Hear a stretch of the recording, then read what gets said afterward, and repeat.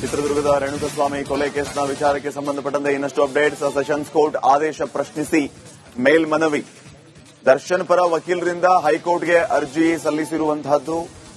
ಇವತ್ತು ಮಧ್ಯಾಹ್ನ 2:30ಕ್ಕೆ ವಿಚಾರಣೆಯನ್ನ ನಿಗದಿ ಮಾಡಲಾಗಿದೆ. ಸದೋಷ್ ಮಾಫಿ ಸಾಕ್ಷಿಯಾಗಿ ಈಗಾಗಲೇ ಪರಿಗಣನೆಗೆ ತೆಗೆದುಕೊಂಡಿರುವಂತದ್ದು. ಜೊತೆಗೆ ವಿನಯ್ ಕೂಡ ದರ್ಶನ್ ವಾದಕ್ಕೆ ಅವಕಾಶವನ್ನ ಕೇಳಲಾಗಿತ್ತು ದರ್ಶನ್ ಪರ ವಕೀಲರಿಂದ. ಪ್ರಕ್ರಿಯೆ ಲೋಪದ ಬಗ್ಗೆ ವಾದಿಸೋದಕ್ಕೆ ಕೇಳಿದ್ವಿ. ಅರ್ಜಿಯನ್ನು ಕೂಡ ಸಲ್ಲಿಸಿಯಾಗಿತ್ತು.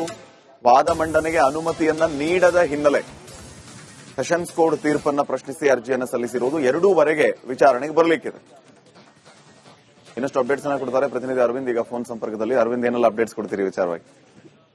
ಶ್ರೀಪಾದ್, ಖಂಡಿತ ರೇಣುಕಾಸ್ವಾಮಿ ಹತ್ಯೆ ಪ್ರಕರಣ ಏನಿತ್ತು, ಈ ಪ್ರಕರಣ ಸಂಬಂಧಪಟ್ಟಂತೆ ಈ ಕೇಸ್ ಬೆಳಕಿಗೆ ಬಂದಾಗಿಲ್ಲಿಂದಲೂ ಕೂಡ ತಿರುವನ್ನ ಪಡೆದುಕೊಳ್ತಾ ಹೋಗ್ತಾ ಇರುವಂತದ್ದು. ಈಗ ಮಾಫಿ ಸಾಕ್ಷಿಯ ಒಂದು ಹಂತಕ್ಕೆ ಬಂದು ನಿಂತಾಗ ದರ್ಶನ್ ಪರ ವಕೀಲರು ಅಶ್ಮತ್ ಪಾಷಾ, ಹಿರಿಯ ವಕೀಲರು ಏನಿದ್ದಾರೆ, ಇವರು ಆ ಒಂದು ವಾದ ಮಾಡುವಂತ ಸಂದರ್ಭದಲ್ಲಿ ಈ ಒಂದು ಮಾಫಿ ಸಾಕ್ಷಿಯನ್ನ ಪರಿಗಣಿಸುವಂತಹ ಹಂತದಲ್ಲಿ ನಮ್ಮ ವಾದವನ್ನು, ಅಂದ್ರೆ ಆರೋಪಿ ದರ್ಶನ್ ಪರವಾಗಿ ಕೂಡ ವಾದವನ್ನ ಮಂಡಿಸೋದಕ್ಕೆ ಅವಕಾಶ ಮಾಡಿಕೊಡಿ ಅನ್ನುವಂತ ಒಂದು ಮನವಿಯನ್ನ ಮಾಡಿರ್ತಾರೆ. ಆದ್ರೆ 59ನೇ CCH ನ್ಯಾಯಾಲಯ ಅದನ್ನ ಪರಿಗಣಿಸಿರದಿರಲ್ಲ. ಹಾಗಾಗಿ ಈಗ ಹೈಕೋರ್ಟ್ ಮೆಟ್ಲೇರಿರುವಂತದ್ದು. ಇವತ್ತು ಕೂಡ ಹೈಕೋರ್ಟ್ ನಲ್ಲಿ ವಿಚಾರಣೆ, ಈ ಸಂಬಂಧಪಟ್ಟಂತೆ ವಿಚಾರಣೆ ಕೂಡ ಆಗಿರುವಂತದ್ದು.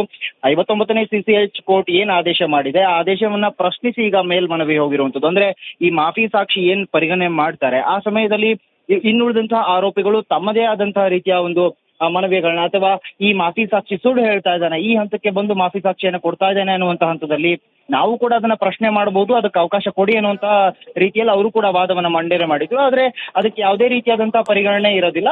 ಬದಲಾಗಿ ಪ್ರಕ್ರಿಯೆಯನ್ನ ನೀವು ಪ್ರಶ್ನಿಸಬಹುದು ಅನ್ನುವಂಥದ್ದನ್ನ SPP ಪ್ರಸನ್ನಕುಮಾರ್ ಅವರು ಕೂಡ ಹೇಳಿದ್ರು. ಈ ಸಂಬಂಧಪಟ್ಟಂತೆ ನಾವು ಮೇಲ್ಮನವಿ ಹೋಗ್ತೀವಿ ಅನ್ನುವಂತ ಹಂತದಲ್ಲಿ ಅವರು ಕಾಲಾವಕಾಶ ಕೇಳಿದ್ರು. ಅದಕ್ಕೆ ಸಿಟಿ ಸಿವಿಲ್ ಕೋರ್ಟ್ ಆ ಒಂದು ಕಾಲಾವಕಾಶ ಕೊಟ್ಟಿತ್ತು. ಈಗ ಹೈಕೋರ್ಟ್ ಮೆಟ್ಲೇರಿರುವಂತದ್ದು. ಇಲ್ಲಿ ಹೈಕೋರ್ಟ್ ನಲ್ಲಿ ಇವತ್ತು ಕೂಡ ಅದೇ ರೀತಿಯಾಗಿ ವಿಚಾರಣೆ ನಡೆಯುತ್ತೆ. ಈ ಮಾಫಿ ಸಾಕ್ಷಿಯನ್ನ ಪರಿಗಣನೆ ಮಾಡಬೇಕಾದ್ರೆ ಇನ್ನುಳಿದಂತಹ ಆರೋಪಿಗಳಿಗೆ ಅವಕಾಶ ನೀಡಬೇಕಾ ಬೇಡವಾ ಅನ್ನೋ ರೀತಿಯಲ್ಲಿ, ಅಂದ್ರೆ ಆ ಒಂದು ಮಾಫಿ ಸಾಕ್ಷಿ ಏನಿದೆ ಆತನನ್ನ ಪ್ರಶ್ನೆಗೆ ಈಗ ವಾದಕ್ಕೆ ಮುಂದಾಗಿರುವಂತದ್ದು. ಸದ್ಯ ಈ ಒಂದು ತೀರ್ಪನ್ನ ಅಥವಾ ಈ ಒಂದು ಮನವಿಯನ್ನ ಯಾವ ರೀತಿಯಾಗಿ ಹೈಕೋರ್ಟ್ ಪುರಸ್ಕರಿಸುತ್ತೆ ಅಥವಾ ಇದಕ್ಕೆ ಯಾವ ರೀತಿಯಾದಂತಹ ಒಂದು ಪ್ರತಿಕ್ರಿಯೆ ನೀಡುತ್ತೆ ಅಂತ ಕಾಯ್ದು ನೋಡ್ಬೇಕಾಗಿದೆ. ಶ್ರೀಪಾದ್, ಥ್ಯಾಂಕ್ ಯು ಅರವಿಂದ್ ಮಾಹಿತಿಗೆ.